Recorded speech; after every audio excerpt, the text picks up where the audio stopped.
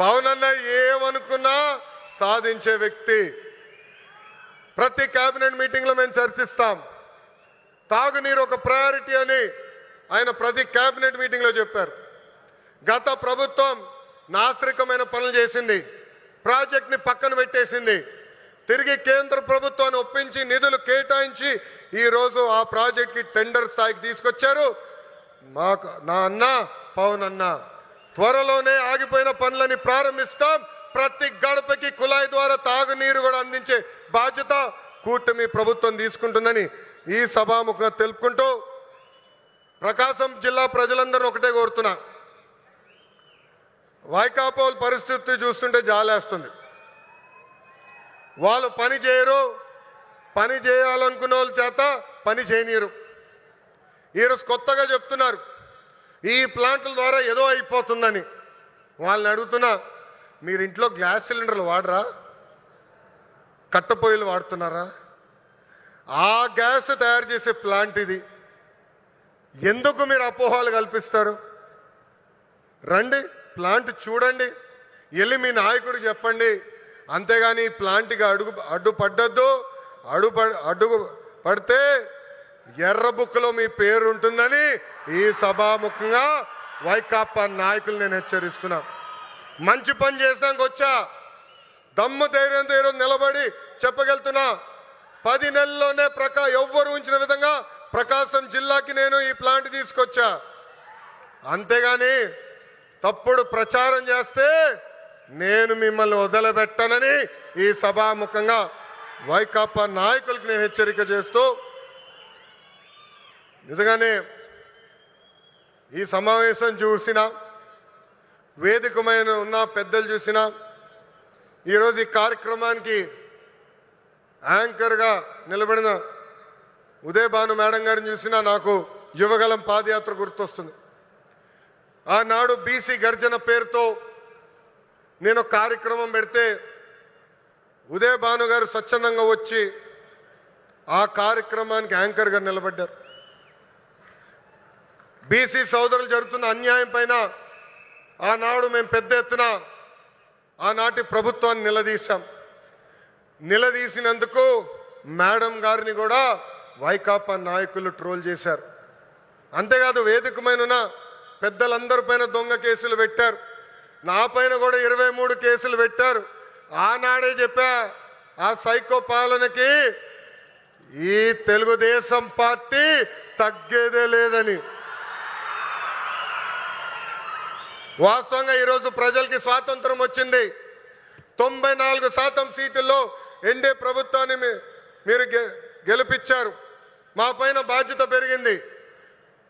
మీకు 6 నిమిషాలు కష్టపడతాం, మీకు అండగా నిలబడతాం, మీకున్న సమస్యలు పరిష్కరిస్తామని ఈ సభాముఖంగా హామీ ఇస్తూ ఇక్కడ పెద్ద ఎత్తున తరలి వచ్చిన తెలుగుదేశం పార్టీ కార్యకర్తలు కూడా ఒక విజ్ఞప్తి చేయాలనుకున్నా. ఈరోజు వాస్తవంగా రిలయన్స్ కార్యక్రమానికి వచ్చా. గతంలో మీ అందరికి చెప్పా, ఎప్పుడు నియోజకవర్గానికి వచ్చినా మిమ్మల్ని అందరినీ కలుస్తా, మీతో కూర్చుంటా, మీతో ఫోటోలు దిగుతానని హామీ ఇచ్చా. త్వరలో మళ్ళీ IIITకి శంకుస్థాపన వేసేదానికి నేను వస్తున్నాను. ఒక రోజంతా మీతో ఉంటా. అప్పుడు ఉత్తమ్ కార్యకర్తలను కలుస్తా. ప్రతి కార్యకర్తతో నేను ఫోటో దిగుతాను. ఈరోజు మళ్ళీ తిరిగి నేను గౌరవనీయులు ప్రసాద్ గారిని తిరిగి విమానం ఎక్కించాల్సిన బాధ్యత నాకుంది.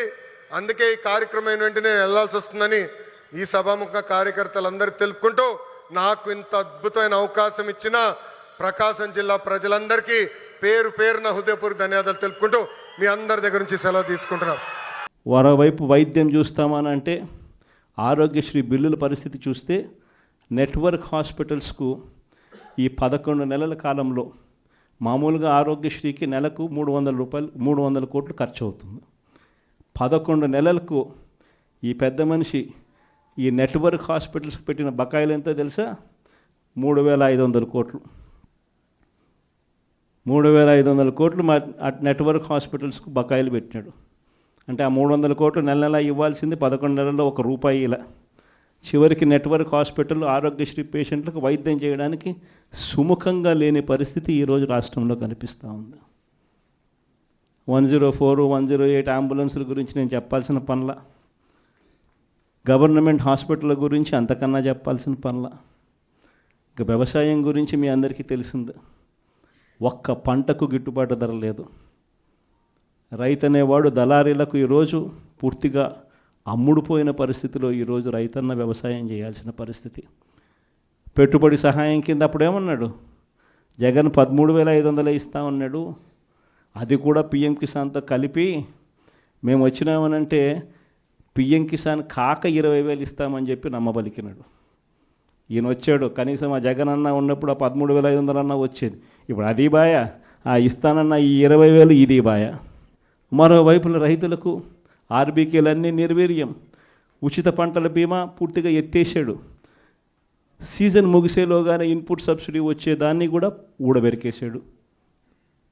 వెరసి చూస్తే రైతులకు పెట్టుబడికి డబ్బులు లేకపోగా కనీసం రైతు పండించిన పంటకు గిట్టుబాటు ధరలు కూడా లేని పరిస్థితిలో ఈరోజు రాష్ట్రం ప్రయాణం చేస్తూ ఉంది.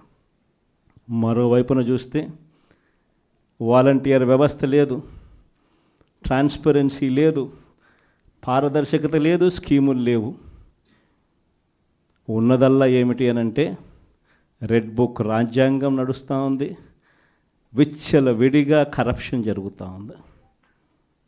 మామూలు స్థాయిలో కాదు, విచ్చల విడిగా కరప్షన్ జరుగుతూ ఉంది. పోలీసులు పూర్తిగా వీళ్ళ కాపలాదారులుగా వాడుకుంటా ఉన్నారు, వీళ్ళ బంట్రొత్తులుగా పోలీసులను వాడుకుంటా ఉన్న పరిస్థితులు కనిపిస్తూ ఉన్నాయి. ఇలాంటి పరిస్థితుల మధ్య జరుగుతూ ఉన్నాయి రాష్ట్రంలో ఈ ఉప ఎన్నికలు జరిగాయి. నిజంగా కొన్ని ఉదాహరణలు చెప్తా. ఎంత దారుణమైన పరిస్థితిలో ఈ రాష్ట్రంలో ప్రజాస్వామ్యాన్ని వీళ్ళు నడిపిస్తూ ఉన్నారు అని అంటే, తిరుపతిలో మీ అందరికీ గుర్తుండే ఉంటుంది, 48 స్థానాలు మనం గెలిస్తే వాళ్ళు గెలిచింది 1 స్థానం. తిరుపతి పరిస్థితి, ప్రజలు ఓటేస్తే ఇచ్చిన తీర్పు ఏమైంది? అక్కడ తిరుపతిలో మొన్న ఈ మధ్యకాలంలోనే ఎన్నిక జరిగింది, డిప్యూటీ మేయర్ ఎలక్షన్లకు. ఏకంగా మన కార్పొరేటర్లు ప్రయాణం చేస్తూ ఉన్న బస్సును ఏకంగా పోలీసు వాళ్ళే అడ్డుకొని, పోలీసు వాళ్ళే దాన్ని బస్సును ఆపి, ఆ బస్సులో ఉన్న ఎమ్మెల్సీని, ఆ కార్పొరేటర్లను పోలీసుల ఆధ్వర్యంలోనే కిడ్నాప్. బస్సు నిజంగా సిగ్గుండాలి ఈ మాదిరిగా చేయడానికి. విశాఖపట్నంలో జరుగుతూ ఉంది. విశాఖపట్నంలో ఉన్న 98 స్థానాలకు 58 స్థానాల్లో 56 స్థానాల్లో వైసీపీ గెలిచింది. ప్రజాస్వామ్యంగా మేయర్, వైసీపీ మేయర్. అలాంటి ప్రజాస్వామ్యబద్ధంగా గెలిచిన మేయర్ మీద అవిశ్వాస తీర్మానం.